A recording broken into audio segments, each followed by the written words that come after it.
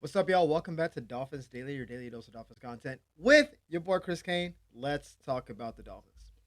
So we're gonna start with a little. It's not Coach McDaniel v Tua, but it's definitely not like that's my man's. And I'll get into that in a second. I will start by saying I am not against a coach, like a boss or what have you, calling up someone that works for them. I think people think of you always calling me out. I think sometimes you have to call people up. If you know they can be doing more than what they're doing, and you say, "Hey, I expect more from you," I don't think that's calling you out. I think that's calling you up. Either step up to the plate that we both know you can do, or this may not be the right place for you. If you take that and you think they're coming after you and you get into your feelings about stuff, then it may not be a fit. I think in this case, what Coach McDaniel said about Tua is more than accurate, except for the last part, which I'll get to in a second. But I like the idea of doing it publicly because they've done it privately too. I don't believe that him and Tua aren't talking, and then all of a sudden he came out and just popped off about Tua. I think they talked about it, and anything he said here, he said to him, and now he's just letting people know this is what I've said to him. So here's what Coach McDaniel said about Tua. He said, "The game of a franchise quarterback is never just still. I know the challenges that have been in front of him, and we talk about each and every play. I think that all the things thrown to football he's capable of, and there's opportunities that he needs to take advantage of. There's also a ton of opportunities to turn the ball over that he hasn't taken. He's really answered the bell 99% of the time. The only thing I take objection to some degree is the 99%. I don't think that's a crazy number. That's like that's not the case. I think you said most of the time that's fair and accurate. Most of the time, two answers the bell. Most of the time, he makes the right read. Most of the time, he makes the right throw. Yeah, that seems to go without saying. But the idea that the franchise quarterback is never still, I found that very interesting because that means you never get done developing. All the top quarterbacks in the league work on something in the offseason. You don't just say, "I'm a finished product." You have to figure something you're not doing well. Am I not seeing the pass coverage quick enough? Am I taking too long in the huddle to get the verbiage out? Am I too heavy? I may need to lose weight. Am I too skinny? I may need to put some weight on. Do I need to be more aggressive on earlier downs? So I need to maybe throw a few more picks to get a few more bigger plays, right? That was like Aaron Rodgers spent his whole career making big plays and not throwing picks. But then the playoffs, outside of his one playoff run, there's a lot of inconsistencies in the playoffs. Some of that he didn't have great defenses, but there were times when maybe there was a throw to be made. And you felt like maybe he didn't quite pull the trigger. Meanwhile, a guy like Big Ben would just sling it, right? And Ben made it to three Super Bowls, just kind of going reckless. Now he got wild at the end, but part of his game is he just kind of lets it fly, and so you end up getting that amazing Santonio Holmes catch, but you also get him throwing a ball in triple coverage and get thrown a pick. It's a little bit of everything, right? So I think that we talked about Tua in the offseason. Part of his ascension this year was him taking more control of the offense. Up to this point, Coach McDaniel has basically been like, "Hey, here's a play. Do what I just told you." Now Tua can make some audibles. Like, "Hey, I know you called this play, but the coverage changed. That play doesn't work anymore. Here's what we're gonna do. Yo, hot route, blah blah blah blah blah." Before he didn't have that power, and Coach said, "What I want to see him do is take more control." We've seen a lot more vocal Tua. We'll get into that in a second, but that's all part of the franchise. Like, can you throw the ball? Yes. Can you read the defense? Yes. Can you call the plays in huddle? Yes, you can do that. But are you ascending year by year, or are you getting worse? A lot of quarterbacks this year have regressed. People we thought were really good, not playing as good. The ones that have been great, still great, but slightly better in different ways. Like now, like between Josh and Lamar, those guys basically don't turn the ball over anymore. When Josh 3 years ago was, 15 to 20 turnovers in a season, now he's like, "Oh, I'm just not going to do that anymore." Like Justin Herbert had a pick that may or may not have been his fault, but he stopped turning the ball. He had three last year. He just doesn't turn the ball over until the playoff game. It's something about if we were doing it wrong before, we're going to do it better now. Daniel Jones was awful against the blitz his whole life. And then this year, not so much. You blitz him, he's been amazingly efficient. Not saying he's a franchise quarterback, but it's just saying he's worked on his game. So I don't mind a call out by coach. I do think Tua needs to keep working on his game. He's not going to get taller or faster, but the little things, the little nooks and crannies of the game, yeah, you should keep working to refine it because you're not a finished product. Now, I found this story interesting. because I've done multiple episodes talking about Tua's body and the way he throws the ball is different because of his surgeries, but I never actually heard him talk about the nuances of what that is. I've heard him be like, "Oh, I'm healthy. Don't worry about it. You just got to adjust." And he just kind of talks it through. But again, I always reference Alabama Tua because I remember what I saw and why I wanted him to come to Miami in the first place. I saw a dude that was amazingly confident in the pocket, would run around all the time. Tua would try to run people over. He's reckless in that regard, but he would be in the pocket, bounce, bounce, and the ball would almost like whip out of his hand. Like he was like it shot out like it was always on the line. I remember when he first came in for Jalen Hurts, they were like, "Oh, this kid's got a lightning arm, like quick release, lots of power." They were saying this when he first came in the league, and then he came in, and you saw how fast the ball was getting to where it was getting to. He made some mistakes, right? Even in the championship that he won, he made some mistakes. And then after the hip surgery, I feel like there's the whip isn't there. I feel like it's almost like his hip won't allow him to get that torque he needs to get the ball out faster. So he's doing a lot more upper body throwing, which is why when he throws a deeper pass, you feel like he's like shot putting and loading because his body won't let him do it, right? So then he came out and said this today. He said, I think one of the biggest changes I've felt is with the surgeries I've had. I can feel some of the residuals with my ankles. I was running a little different when I was at Alabama. It's just not the same. I think that's normal given the injuries and everything that comes with the sport. I think the ankle thing is, I mean, he was never like he was faster at Alabama. He was never fleet of foot. I mean, obviously Jalen was a far superior runner, but I can imagine. I actually have a right ankle injury from like high school football that I still have never fully recovered from. I'm a trainer, so I can like work around it, but I think it never like reset itself. So I understand like you get something happens and you just don't get all the way back. We get that. I think the ankle thing is one thing by him running around, but I think the hip to me is everything. The hip and the concussions. Obviously, concussions have changed how bold. He went on to talk about the article about how in a split moment he has to decide: do I slide or do I go head first? Let me answer the question. You slide every time. Don't you even think about going head first. That's Cincinnati. I'm gonna make. Oh, it was Buffalo when he got hit by Damar Hamlin. That I gotta make a play. My team's down touchdowns, bro. It don't matter. That's one game. We will figure it out. Don't you do that to yourself. You slide every time or get out of bounds. I don't want to see you taking no kind of punishment. Don't do that to yourself. But I get what he's saying. In the heat of the moment, you're like, I can make the play. And maybe that's arrogance, maybe that's hubris, whatever it is. It's like, I can make it. And it's like, I can get it. I can get to the spot before I get hit. And maybe he'll jump over me and you start doing all the math in your head.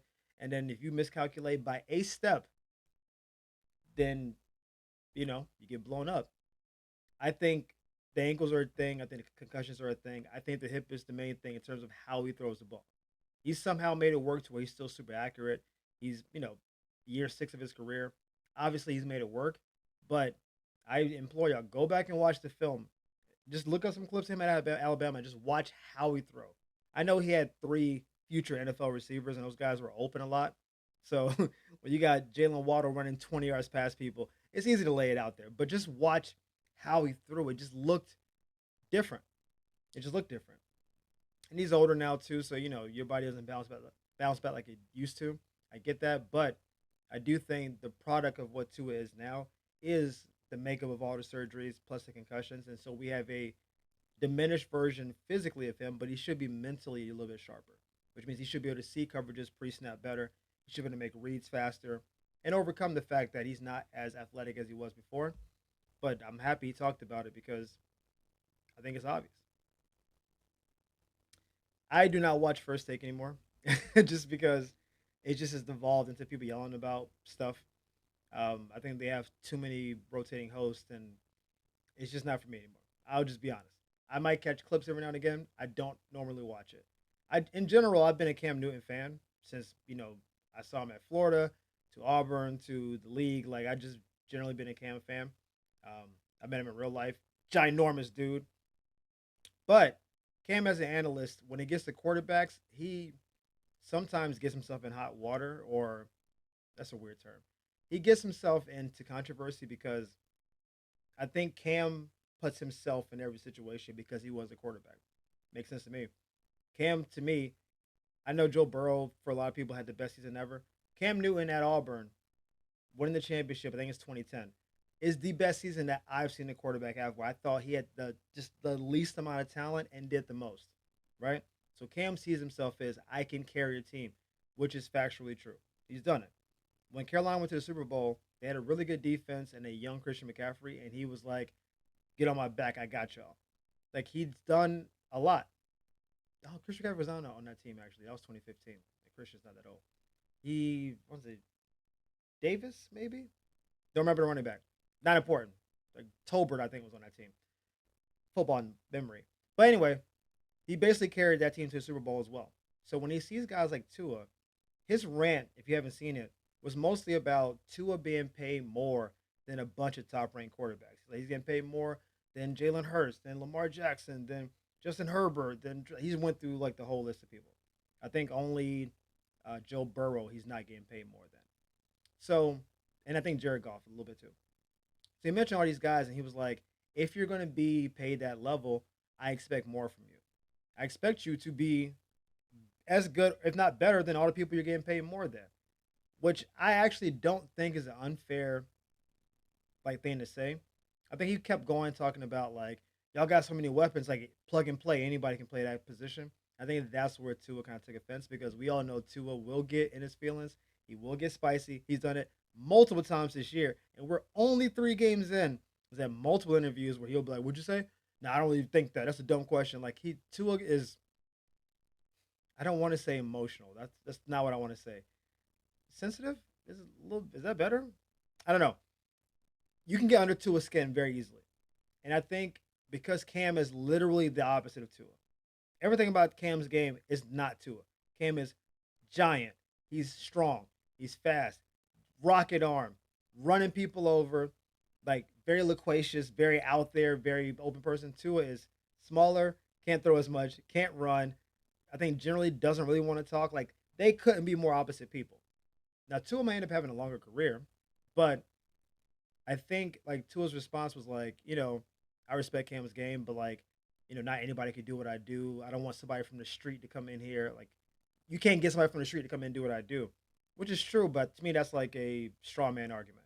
No one's saying get a guy to work at Starbucks to come in here and run a Dolphins offense. Nobody's saying that. What he's saying is, if you put any of the guys you get paid more than in this offense, they will be better in the offense. That's what Cam is saying. Or get good enough that we don't think about how much you get paid. No one talks about Josh Allen making too much money. Never heard it on any telecast. I don't even know what I think. Josh is getting 55. He's got an extension, so maybe he jumps to 56 or whatever. No one's like, man, I got Josh is getting too much money. Buffalo, he's taking up all their cap because Buffalo's cap situation is awful. But no one's like Josh should take less money because he's awesome. And so, but when you come to the Dolphins, like, yeah, Dolphins cap is kind of messed up, and people are like, well, yeah, you're paying Tua top 10 money, but is he a top 10 player? I don't think that critique is invalid. I don't think what Cam said in a vacuum is wrong. He's taken shots at Tua before. That's what this actually is. This isn't the first time he's brought Tua's name up. He's talked about you got a Ferrari and Tyreek Hill, you got a Lambo and Jalen Waddle, and that you got like a 10-speed arm. Like you can't facilitate those guys well. And really, what he's saying, if you really listen close, is I wish I had those guys when I was a quarterback. Oh man, I would have done amazing things with this team. That's what I hear when Cam says all this stuff. I don't think he's wrong. I mean, Cam obviously, if he could run in our offense, he would be great. And of course, he can throw the deep ball. He made Ted Ginn like a Pro Bowl level player who we gave up on because we didn't think he could be a wide receiver. So there's truth in what Cam is saying. I do think we have a plethora of talent, and Tua does get paid near top of the market at his position.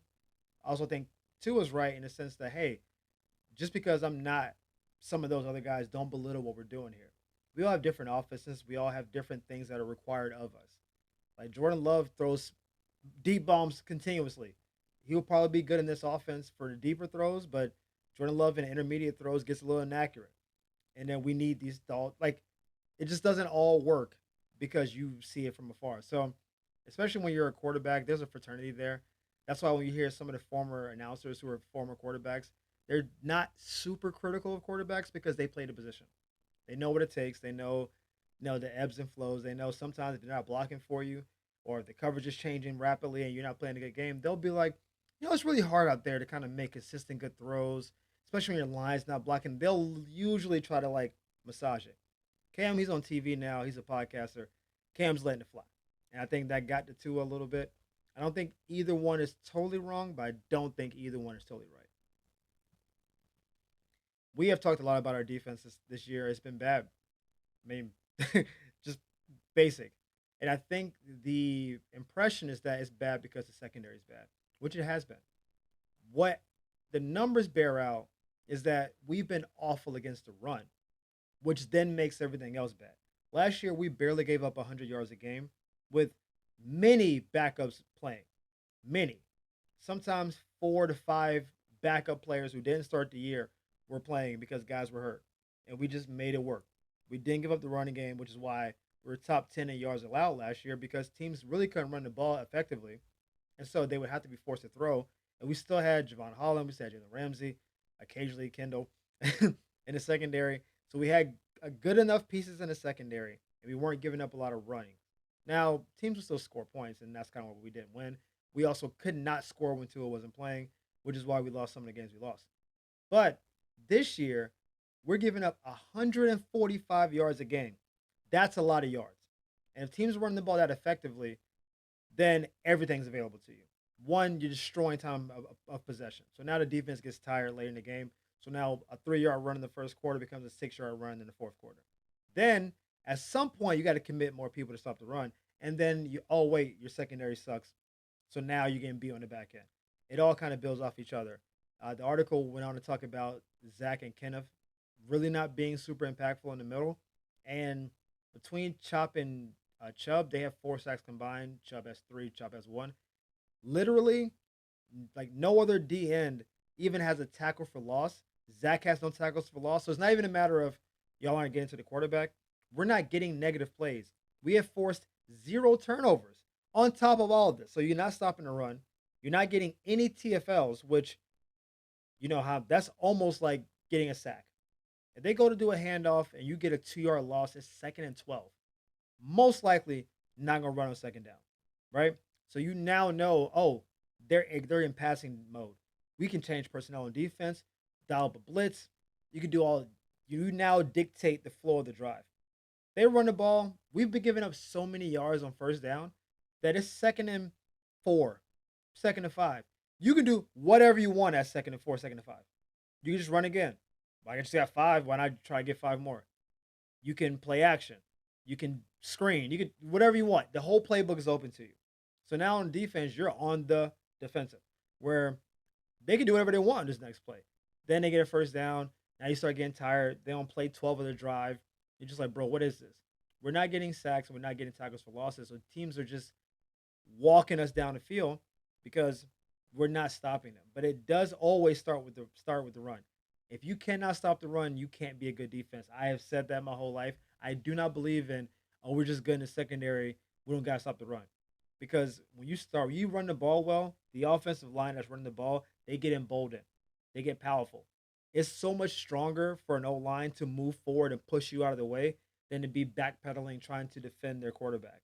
If they're going forward and it's working, those O-linemen are like, let's go. They're high-fiving. They're getting down. They're like, all day, baby, all day. They're double team blocking. They're pancaking. They'll block you all the way to the coolers just to let you know we run it. It's so frustrating when a team can run the ball on you. It is actually demoralizing. It's more demoralizing than being thrown on. Being thrown on is annoying, especially when you get thrown over your head. Like, oh, I missed the coverage. When they just line up 3rd and 2 and just do a straight handoff, not even a pitch, not something magical. It's like, yo, in I formation, fullback, you go take out that linebacker, go get behind the running back. We'll do 5 yards, 4 yards, 6 yards, and it just keep hitting you. It breaks you as a defense. It does. Because you're like, well, what do we do? Do we put more guys in the box? Then you put more guys in the box and they keep running. Then you're like, do we just start shooting gaps and then you shoot a gap, then you leave another gap open? You're like, I'm gonna dive inside. Oh, run around the corner. Oh, there they go. They got me. Now you're like chasing from behind, running slow, tired, and annoying. It's brutal. It's bad to get run on. If they're throwing a ball on you, you may start jamming the receivers. You may tell the D line, hey, because the ball's most likely being thrown quickly. Hey, don't even try to rush the quarterback. Get a little mush, throw them hands up. Like maybe we get a batted ball. Maybe we can get a holding call, whatever. When they're running the ball, it just takes everything away from you. It really does take your spirit. You're tired. Time of possession is now on your side. They feel like we can just punk you, basically. And if your offense is not turning around doing the same thing to them, you're going three and out, you're not scoring, you're selling for field goals, and they get back out and just keep running the rock, it's devastating. I don't know what we're going to do because I think we have the personnel. I think we have the right guys in position. They're just not playing well. They're playing, they're just not playing well. The idea that we don't have any tackles for losses from basically our whole D line and we have no turnovers doesn't make sense in 3 games.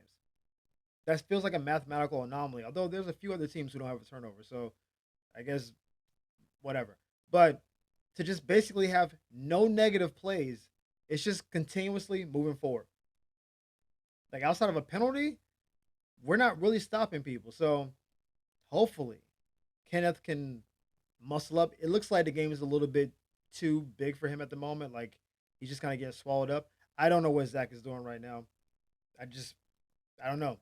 And our DNs, I do think as the year goes on, hopefully as they get healthier, we'll get a bigger rush and we can start beating linemen clean and getting tackles in the backfield. But right now, that running game is brutal and is really kind of holding the whole defense back.